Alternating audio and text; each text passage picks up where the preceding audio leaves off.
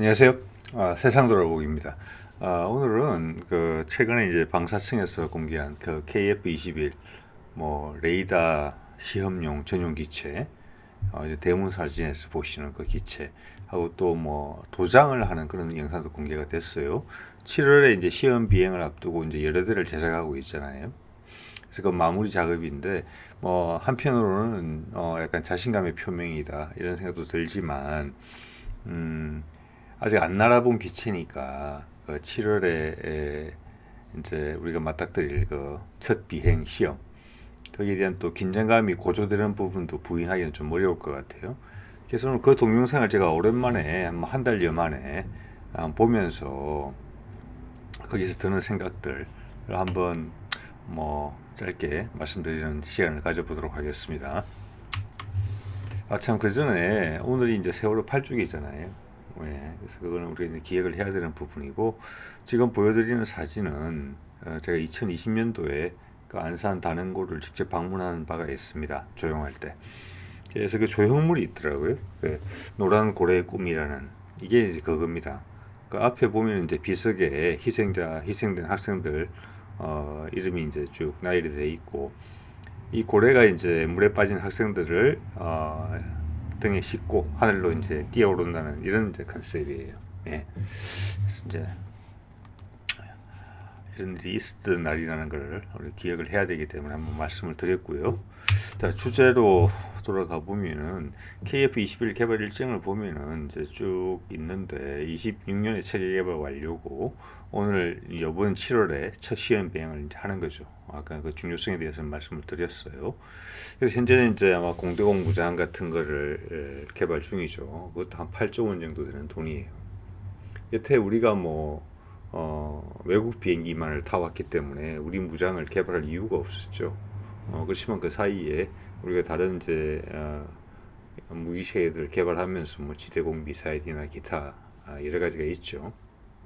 그리고 또 우주 개발도 또 하기 시작하면서 기술이 많이 누적된 부분이 있었기 때문에 이제 크게 어렵지 않게 공대공 무장 쪽으로 이전되지 않을까 싶어요. 초기 모델에는 부득이 이제 유럽제 단거리나 중거리 공대공 미사일이 실릴 것 같아요. 뭐 아이리스-T도 있고 또 미티어도 있고 그렇죠. 그다음에 2026년, 28년에는 공대지 미사일 이미 이제 개발이 시작돼 있고 저도 다룬 바가 있죠. 그리고 이제 2026년에 체계 개발이 완료되면은 현재는 이제 4.5세대로 이제 개발되고 있는 것인데 이제 5세대, 6세대 전 세계 이제 군용기 시장의 흐름에 따라서 맞춰서 좀 되겠죠. 이제 거기에 따라서 4.5세대를 몇 대 생산할 것인지 그리고 이제 5세대, 6세대는 아직 가늠하기는 좀 어렵겠죠. 그 상황에 봐서 대응이 될 것 같고 6세대로의 이전이 빠르다면은 5세대를 건너뛰고 바로 6세대로 갈 가능성도 있지 않나 이렇게도 보여요. 왜냐하면은 이게 이제 KF-21을 우리가 많은 개발비를 투자해서 이제 개발을 하고 있는 것인데 우리가 저렴하게 운용하기도 그렇고 또 우리 이제 항공산업의 발전이라는 부분에 있어서도 수출이라는 부분을 생각하지 않을 수가 없는 거거든요. 예.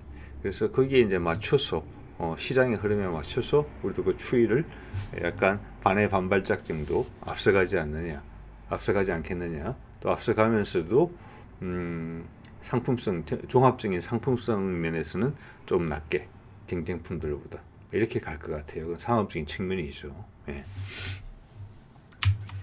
자, 이게 이제 지금 개조된 항공기인데 뭐 이 자료를 보니까 개조는 남아프리카 공화국에서 된 것 같더라고요. 뭐 가장 큰 부분은 이제 코 부분이죠. 저기를 개조를 해서 우리 KF-21과 똑같이 이제 만들었죠. 그래서 거기에 이제 KF-21용 동그라미 속에 보이는 A사 개발한 게 들어가지 않을까 싶어요. 예. 그래서 이거가 의미하는 바는 이런 생각이 들어요. 초기에 우리 하드웨어를 먼저 개발했잖아요. 예. A사 레이더 자체를. 그런데 레이더라는 것이 하드웨어가 필요하고 그 다음 그 운용을 위한 소프트웨어가 또 그것만큼 하드웨어만큼 중요한 부분이었죠. 그래서 초창기는 부득이 이스라엘에서 시험할 수밖에 없었는데 우리는 소프트웨어가 없으니까 그 이후에 이제 소프트웨어도 우리가 직접 개발하기로 마음을 먹은 거잖아요. 그래서 지금은 돈을 더 투자해서 지금 소프트웨어 검증 단계라고 봐야 되겠죠. 예. 그래서 이스라엘에서 공동 시험을 할 때는 이 하드웨어가 작동하는지 하드웨어의 기본 성능을 검증했다면은 이제는 종합 성능을 검증하는 것 같아요. 하드웨어는 검증이 됐지만 그 플러스 이제 소프트웨어 운용 부분에서도 하드웨어 개발만큼 이제 도전적인 과제인지는 도전적인 과제일 수도 있다고 생각이 또 들기도 합니다. 예. 자, 그래서 이게 이제 내부 사진의 모양인데 제가 보기에는 이 개조된 비행기가 상당히 바쁠 것 같아요. 네. 우리가 이런 이제 큰 돈을 들여서 비행기도 새로 구입하지 않았을까 싶은데 이걸 개조까지 해서 하는 것은 KF-21의 레이더를 검증하는 그런 목적으로도 당연히 쓰이겠지만 여러분도 아시다시피 우리가 항공통제기 피스아이도 외국에서 수입 안 하고 직접 하겠다고 결정을 했잖아요. 자, 그러면 항공통제기를 직접 개발하면 이어지는 지상통제기, 그 향후에는 해상초계기, 또 해상초계 헬기 이런 부분들도 국산화될 여지가 있어요. 왜냐하면 다 비슷한 컨셉들이거든요. A사 레이더 그리고 소프트웨어. 단지 그 주 대상이 공중이냐, 지상이냐, 해상이냐, 아니면 해상과 지상 통합이냐, 이 정도 차이가 있을 뿐이거든요. 그리고 또 그렇기 때문에 그들 모두가 국산화로 갈 가능성이 높아 보여요. 제 판단에는. 또 그런 국산화를 가기 위해서는 또 뭐가 필요하느냐? 우리가 중형 수송기의 국산 개발이 당연히 염두에 두고 있다는 생각을 또 해야 될 것 같아요. 이게 맞물려 있는 것이죠. 그래서 한두 가지 결정 사항을 보면은 상당한 많은 부분까지는 향후 일의 추이가 예상이 되는 부분이 있다. 이런 말씀을 드릴 수 있을 것 같아요. 네.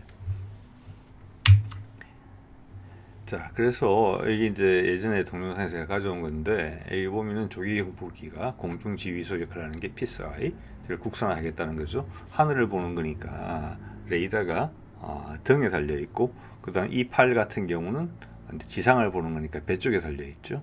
예. 그리고 이제 해상 초계기 같은 경우는 물론 이제 수상용 레이더도 가지고 있지만 해수면을 이제 적의 함정을 찾기 위해서 여기서 큰 부분은 이제 소노브이라고 그래가지고 물속에 있는 잠수함을 찾는 부분이 있겠죠. 근데 이 부분은 아까 말씀드린 것처럼 해상 초계기, 우리 해군 전력이 계속 커지잖아요. 예. 그래서 그거 하나 그 구축함이나 호위함에 들어가는 그 헬리콥터 수요만 해도 상당합니다.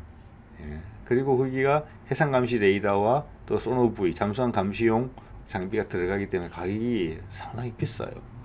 그래서 그 부분까지도 국산화 방향으로 갈 것 같아요.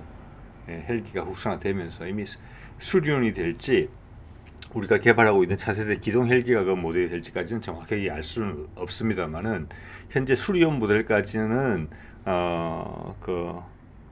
기뢰를 제거하는 소해 헬기용으로는 지금 개발 중이죠. 30년대 초에 정도 되면 나올 걸로 좀 돼 있어요. 예. 자, 그리고 여기서 이제 드는 생각 중에 하나가 뭐냐면은 지금 그 레이더를 공개를 했는데 그 레이더가 초창기 개발된 하드웨어잖아요. 이미 몇 년 지났죠. 그리고 앞으로 26년까지는 시간이 또 있어요. 예. 그래서 지금 보여드리는 자료처럼 지금 하나가 아니라 LIGS는 다른 용의 목적으로 훨씬 두께가 얇아진 A사 레이더를 개발을 완료한 것으로 보이거든요. 자, 전투기에 있어서의 노즈콘의 두께는 상당히 중요한 제한 요인이기 때문에 뒤로 갈수록 노즈콘의 직경이 두꺼워지는 것이죠. 그 뒤로 갈수록 레이더의 표면적이 넓어지는 겁니다. 그래서 레이더를 얇게 만든다는 게 상당히 중요하거든요. 표면적을 넓힐 수 있기 때문에. 그래서 그 부분에 있어서 LIG가 성과를 보였다는 데이터를 지금 이제 보여드린 것이죠. 보고 계신 것이죠. 제가 이전 동영상에서 온 거지만.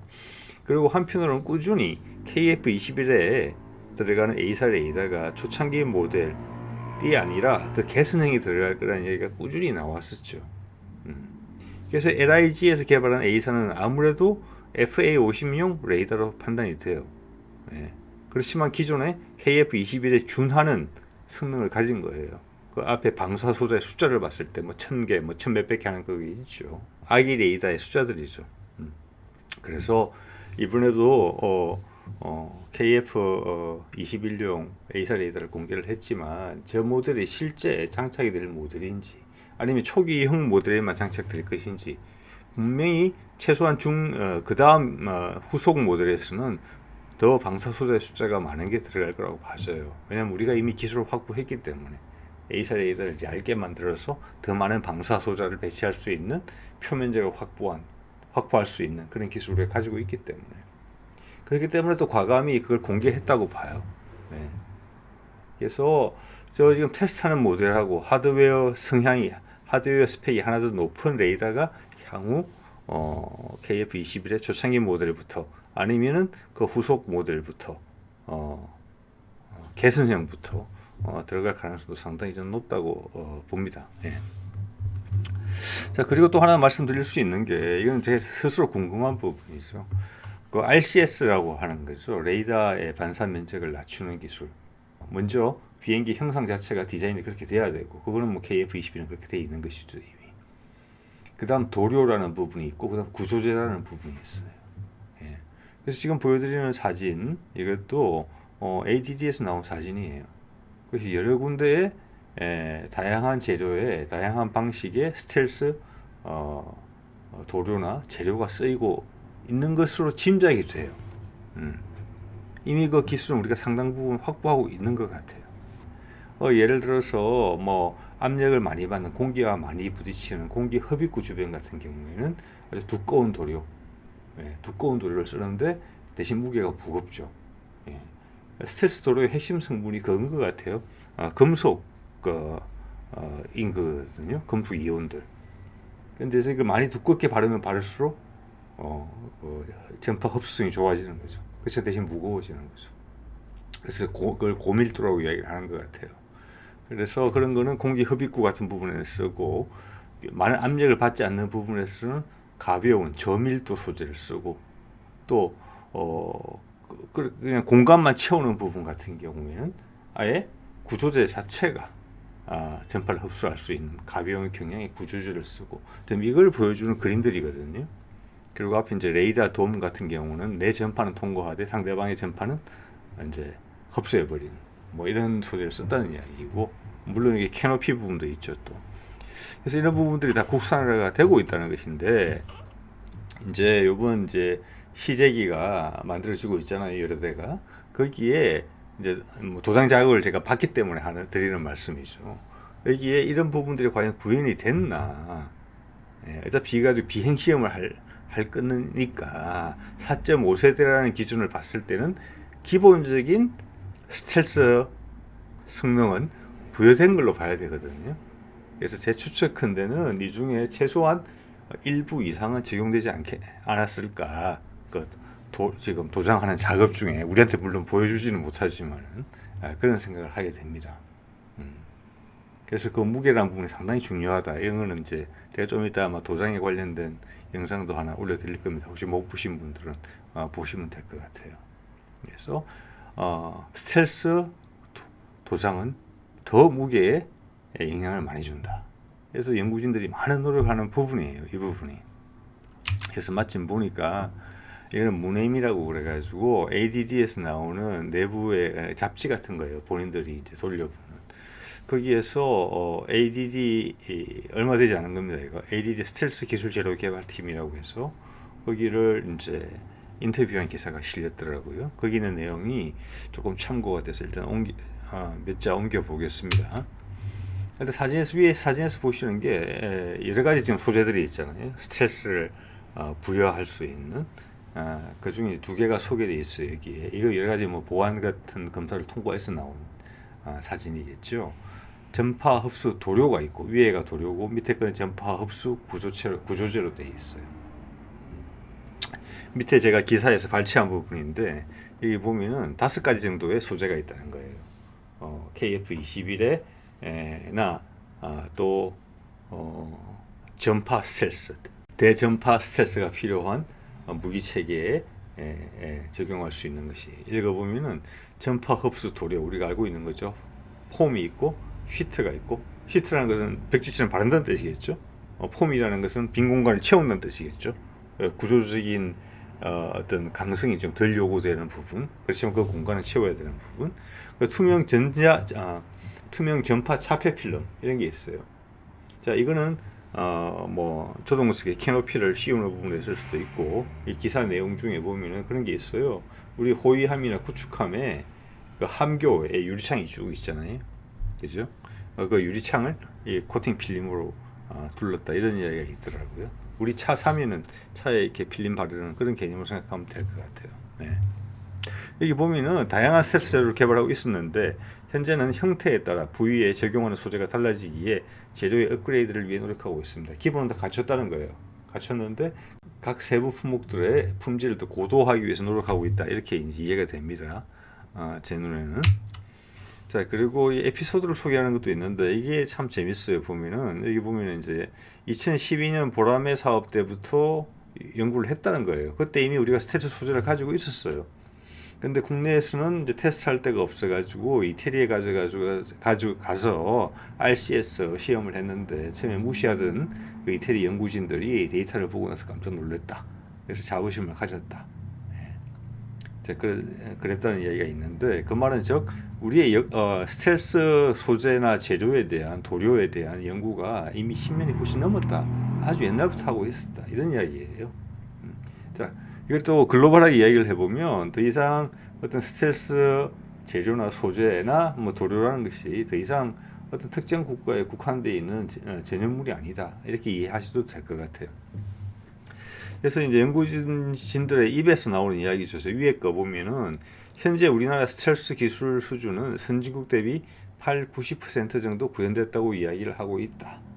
그래서 선진국 대비 뭐 미국이겠죠. 우리가 미국 비행기를 쓰고 있고 제일 잘 알고 있으니까 미국 대비 10%에서 20% 정도 처진다는 건데 저거는 지금 ADD가 보통 본인들의 기술 개발에 대해서 이야기할 때 상당히 보수적으로 이야기를 해요. 스스로를 낮춰서 이야기하거든요.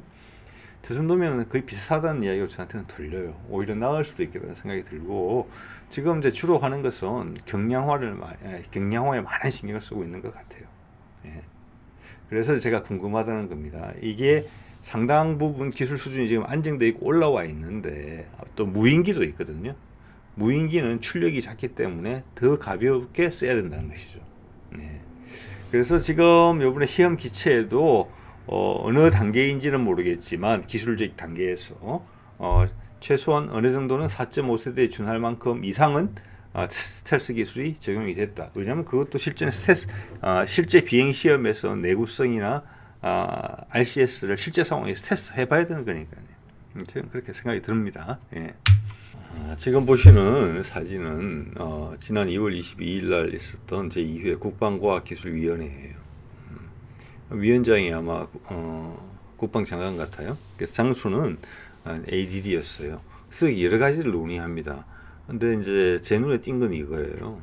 국방 로봇 발전 방향과 첨단 항공 엔진 기본 계획 등을 논의했다. 첨단 항공 엔진 기본 계획. 갑자기 나온 이야기거든요. 어디서도 한 번도 공개적으로 제가 아는 한 우리가 첨단 항공 엔진, 항공기 엔진을 개발하고 있다. 당연히 첨단 항공 엔진이니까 제트 엔진 이상이겠죠. 그런 이야기는 이번에 처음 들은 것 같아요. 그래서 항공 엔진 기본 계획이라는 이야기만 들어도 놀랐을 텐데 앞에다 첨단자까지 붙었거든요. 그래서 이게 예전에 제가 다뤘던 부분과 연결되는 부분이 있어서 한번 말씀드려 보려고 합니다. 자, 우리가 무인기용 엔진을 아마 먼저 개발할 것 같아요. 그거는 무인기는 크기가 작잖아요. 그래서 아까 스텔스 도료나 그 외 소재들도 가벼운 거를 개발해야 되는데 그 이유 자체가 출력이 작은 무인기에 또 적용을 해야 되니까. 예, 무인기는 사람이 타지 않기 때문에 안전성이라는 부분에서 약간의 여지가 있어요. 우리가 양보할 수 있는. 그래서 사람이 타는 KF-21보다 더 도전적인 개발 계획을 세울 수 있는 부분이 있거든요. 그게 조금 더 빠른 것 같아요. 지금 공개는 안 되고 있지만 이야기는. 자, 그걸 나중에 이제 국산화를 보면 그 무인기용 엔진이 개발되면 개발하고 있거든요. 지금. 한 10,000파운드 정도는 최소한 되는 것 같아요. 예. 자, 그걸 조금 더 업그레이드 시키면은 출력이라는 면에서 KF21에 들어가는 기존의 GE의 F414 엔진이랑 출력이 비슷해져요. 예. 자, 그 다음에 뭐냐, 복합 사이클 엔진이 될 것이라는 흔적들이, 그리고 우리가 그것을 개발 중이라는 흔적들이 여기저기서 보이거든요. 그래서 그게 좀 전 사진에서 보여드렸던 국방과학기술위원회에서 이야기한 첨단 항공기용 엔진이 아니겠느냐 싶은 거죠. 우리가 뜬금없이 갑자기 뭐 대형 항공기용 엔진을 개발하고 그러지는 않을 거거든요. 우리의 현안은 현재는 KF21이에요. 네. 그 전투기용 엔진 국산화가 되면 그게 넘버원 우리의 우선순위겠죠. 그 다음 우리가 필요하다면은 중형 대형 엔진으로 올라가겠죠. 예. 자, 그러면 제가 예전에 소개드렸던 영상 중에서 이와 관련된 부분을 찾을 수가 있어요. 그게 한번 더 확인되는 순간이에요. 국방장관의 입에서 지난 2월달에 이거 보면 이게 우리 이제 요번에 여러 가지 이제 연구센터들이 있죠. 그 중에 한번 계획이에요. 공식적인 계획이에요. 위에 보면은 터보제트, 스크램제트, 복합 추진 시스템 특화 연구실이라는 게 있어요. 2018년부터 23년까지 마무리 단계에 있겠네요. 터보제트 엔진과 스크램제트 엔진을 하나로 만들겠다는 거예요. 그래서 우리가 작년 말쯤에 그 프로토타입을 공개했죠. 금년에 뭐 비행 시험을 한다고 했던 극초음속 미사일, 한국판 지역군. 그거는 뒤에 보면 로켓 엔진이 붙어 있고 앞에 스크램제트 엔진이 붙어 있어요. 길죠. 예. 단분리가 필요하죠. 그걸 하나로 만들겠다는 거예요. 예. 그래서 터보제트 엔진과 스크램제트 엔진 크기가 훨씬 줄어들겠죠. 예. 항공기에 장착이 가능한 수준까지 갈 수 있는 것이죠. 예. 더 효율적이고 비용 면에서도. 그래서 KF21이 5세대, 6세대로 가게 되면은 내부 무장창을 써야 될 거니까 그게 지금 한 4.5m 정도로 추측이 돼요. 거기서는 제가 앞서 많이 다룬 동영상들이 있습니다. 뒤에 링크를 걸어놓도록 하겠습니다. 그 정도로 맞출 수 있을 것 같아요. 그게 목표겠죠. 자, 그거는 그 용도라고 볼 수 있어요. 스크램제트까지 가면은 마하 5 이상까지 가는 것이잖아요. 그런데 그걸 유인용으로 엔진으로 쓰기는 벅찬 거거든요. 현재로 봐서는. 그런데 두 번째 연구가 있어요. 2024년부터 32년까지 터보 램제트용 초음속 터보 엔진 기술 개발이에요. 이거는 막 같은 컨셉입니다. 터보제트랑 램제트를 연결한 거예요. 하나로 구현한 것이죠. 근데 램제트는 아시다시피 마하 5 이하예요. 우리가 저기 초음속 대한 미사일용이죠. 속도는 떨어져요. 근데 왜 이걸 굳이 개발하느냐? 예, 빠를수록 좋을 텐데 미사일이면. 이거는 유인기용 엔진이라는 뜻입니다. 그래서 개발 계획도 더 뒤에 쳐져 있어요. 왜냐? KF21의 5세대, 6세대가 개발되려면 30년은 넘어가야 되니까. 대신 30년이 넘어가면 세계 추세가 어떻게 바뀔지 모르기 때문에 우리가 준비를 해야 되는 것이죠. 예. 그래서 이걸 하고 있는 거예요. 예. 이번에 국방장관이 주재했던 회의에 이 연구센터의 책임자도 나와 있었습니다. 자, 그래서 이것이 이제 공개적으로 드러났다. 근데 준비가 많이 됐다. 기본 계획을 수립한다는 것은 60-70% 이상의 기술적 확신이 있다. 이렇게 이해가 됩니다. 자, 그래서 엔진 부분을 한번 정리를 해보면 말이 나온 김에 무인기용 터보제트 엔진 출력이 10,000파운드로 넘을 것 같은데 추정입니다. 그래서 25년까지 즉 무인기가 20년대 후반부에 몇 년 있으면 나온다는 것이죠. 스텔스 무인기죠. 처음에는 정찰기 같은 용도로 쓰겠지만 나중에 KF21이 5세대, 6세대로 진화하게 되면은 공동작전을 벌이겠죠. 이미 그런 컴퓨터 그래픽이 나오기도 했죠. 그리고 이제 3,000마리급 터보 샤프트 엔진 지금 카이에서 개발 중인 것이죠. 이거는 이제 차세대 기동 헬기에 들어가는 그 엔진입니다. 그리고 이전에 이제 수리온에서 문제가 있었던 그 변속기 부분도 지금 국산화를 추진하고 있죠. 예. 그렇게 되면은 이제 무인기용 터보제트 엔진의 출력을 올려서 이제 유인기용 터보제트 엔진 KF21의 엔진이 국산화되는 순간이겠죠. 시점이겠죠. 이때가 30년대 초. 그 다음 복합 사이클 엔진. 아까 회의에서 언급됐던 첨단 항공기용 엔진이 또 30년대 초반 몇 년의 시차를 두고 개발 목표를 잡은 것이 아닌가 이렇게 봤습니다. 예. 자, 오늘은 이 정도 하겠습니다.